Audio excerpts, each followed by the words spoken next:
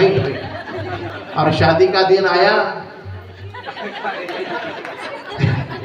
रात में रंग पंचमी, पहिले म्हणतो लाव, ती म्हणते बस करणं लाव तू. हा ते का बापाचा आहे विचारलं, ते रंगपंचमी खेळते रातभर आणि सकाळी मग दिसतं बाबा काळीशा.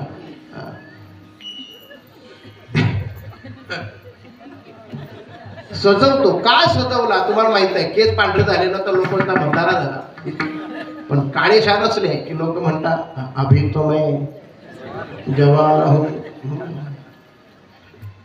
म्हणून आपण चेहरा सजवतो, डोळे नीट, भोवया भोवया, बायका नेहमी आयब्रो. आता सगळंच माहिती ठेवावं लागतं बाबा, मार्केट आहे सगळं माहिती पाहिजे. विकणाराला आम्हाला विकायचं आहे, मार्केटिंग आहे आमची, मार्केटिंगला सगळ्या गोष्टी लक्षात ठेवायच्या. कारण ते सगळे नीट व्यवस्थित, हे सगळं व्यवस्थित, पावडर कोणती पावडर लावायची, कोणती किती वेळ टाकते, किती कोणत्या प्रसंगाला जातात, तशा प्रकारचं फाउंडेशन, तशा प्रकारच्या पावडर, तशा प्रकारच्या लिपस्टिक, सगळं सगळं. पण सगळं कशाचं एवढं, कारण लोक पहिल्यांदा काय पाहता, हे एवढं माथा पाहता, डोकं पाहता, दिसतो कसा, दिसतो कसा, मी दिसतो कसा, बिन दाढीचा बोकड्या जसा, अगदी मस्त पैकी छान अशा प्रकारचं, छान अशा प्रकारचं सगळं ठेवतं. का, माथा फार महत्वाचा आहे. म्हणून बाकीचं कसं असलं तरी चालेल ना, पहिल्यांदा तुमचा चेहरा प्रसन्न असला पाहिजे. हसत राहा, आनंदी राहा, मन प्रसन्न ठेवा. मन प्रसन्न असलं की त्याची झलक चेहऱ्यावर दिसते. नाहीतर लोक आंबट तोंड लांबट चेहरा करून जीवन जगतात. कुणाला विचार कसा आहे, बरा आहे, अरे बाबा घरी उतू जात आहे, अन्न धान्य धन उतू जात आहे, त्याच्या तोंडाच्या माश्या उडत नाही, इतका कसा तरी सांगतो घाणेरडं तोंड करून. अशी माणसं नरकाला जातात. ज्याच्या घरी काही नाही तो सांगतो कसा आहे महाराज, आपण मजेत आहे. बरोबर आहे, मजेतच आहे. प्रसन्नता पाहिजे माणसाजवळ, म्हणून हसत राहा. माथा फार महत्वाचा आहे, सगळ्यात महत्वाचं. पंच ज्ञानेंद्रिय या माथ्यातच आहे. दोन डोळे, कान, नाक, जीभ आणि त्वचा. कानानं ऐकू येतं म्हणजे ऐकण्याचं ज्ञान आहे, डोळ्याला दिसतं दिसण्याचं ज्ञान आहे, नाकानं वास येतो वासाचं ज्ञान आहे, जिभेनं चव कळते ती जीभही आपल्या माथ्यात आहे. आणि स्पर्श जर कळायचा असेल तर तो कुठे कळतो, या संपूर्ण शरीरामध्ये. तुमची त्वचा कशी आहे हे कोणत्या भागावर कळते माहिती आहे तुम्हाला? नाही माहिती तुम्हाला. तुम्ही टीव्ही पाहत असाल तर माहिती असेल तुम्हाला. ती एक लहान मुलगी तिच्या आईच्या गालाचे चिमटे तोडते. पाहिलंय का तुम्ही ते? पाहिलंय का टीव्ही? ही गाल तोडते, सॉफ्ट सॉफ्ट मऊ मऊ. पाहिलंय का ते ॲडव्हर्टाईज? हा, संतूर तर म्हाताऱ्या बायका जेव्हा दिसण्याकरता वापरतात. पण हे जे आहे ना महाराज, हे काय आहे, डव साबण लावल्यामुळे तिचे गाल कसे होतात, मऊ. गालाच्या स्पर्शानं मऊ आणि कठीणपणा कळतो. मग सांगा, पंच ज्ञानेंद्रिय डोक्यात आणि पंच विषयाचं ज्ञानही डोक्यानेच होते, माथ्यानेच होते. एवढं निश्चित आहे. बरं, सगळ्यात महत्वाचं हे जे डोकं आहे ना, हा जो माथा आहे ना महाराज, या माथ्यामध्ये शरीराचा राजा राहतो, मेंदू.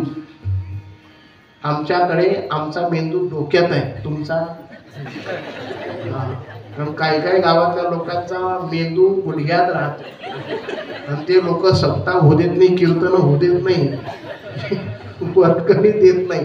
समजून जावं त्याचा मेंदू कुठे आहे, गुडघ्यात आहे. आणि ज्याचा माथ्यात आहे ना तो कीर्तनाला येतो, बाकी काही समजावं येतो.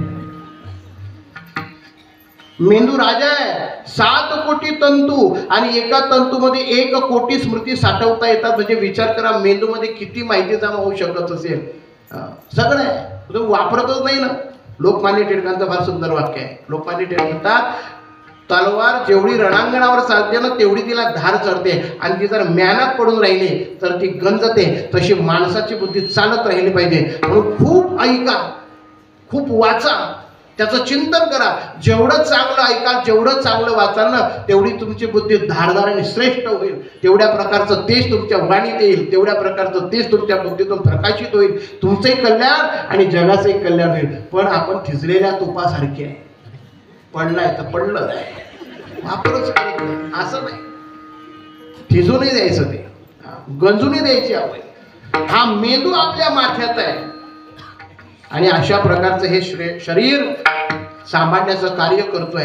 म्हणून सगळ्यात महत्वाचं शिर आहे. हे सगळं शिर मग आपल्या भाषेमध्ये. आणि शिर सर्वांगाप्रमाणे माणूस कसा असेल त्याच्या शिरावरून समजतं. त्याची केश रचना, त्याच्या बोलण्याच्या पाहण्याच्या पद्धती, त्याचे हावभाव, त्याच्यावर समजतं की हे व्यक्तिमत्व काय असेल ते. म्हणून इतकं अमूल्य अशा प्रकारचा जो माता आहे तो मी संतांच्या चरणावर मरेपर्यंत ठेवेल. एवढं सोपं नाही, त्याकरता मनाची बळकटी गरजेची आहे. त्याकरता मनाला उपदेश केला तिसऱ्याचे.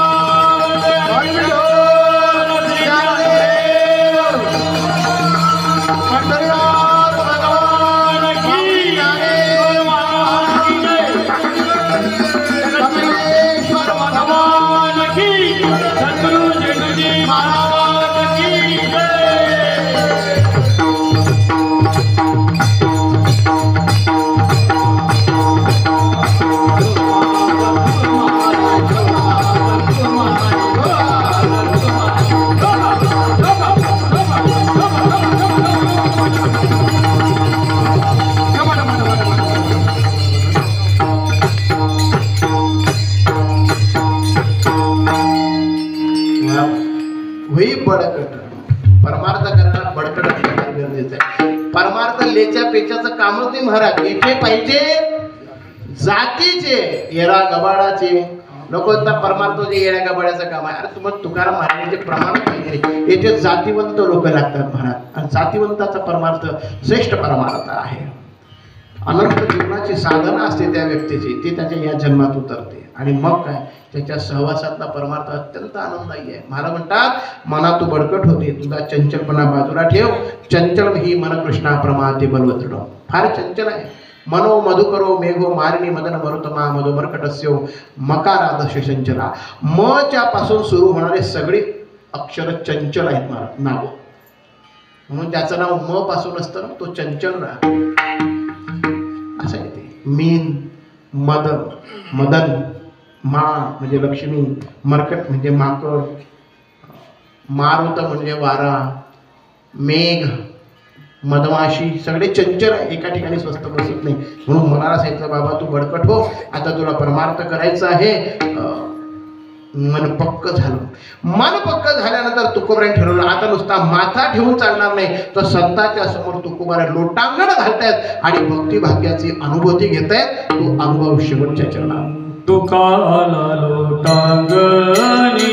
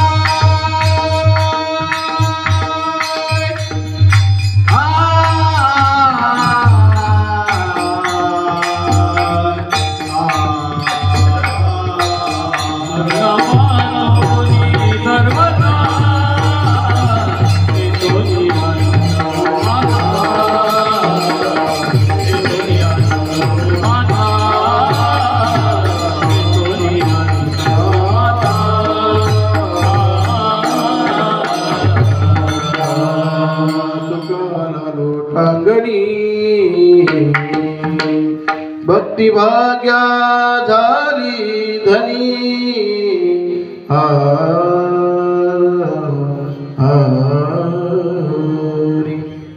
भक्ती भाग्य सीमा साधीन पुरुषार्थ.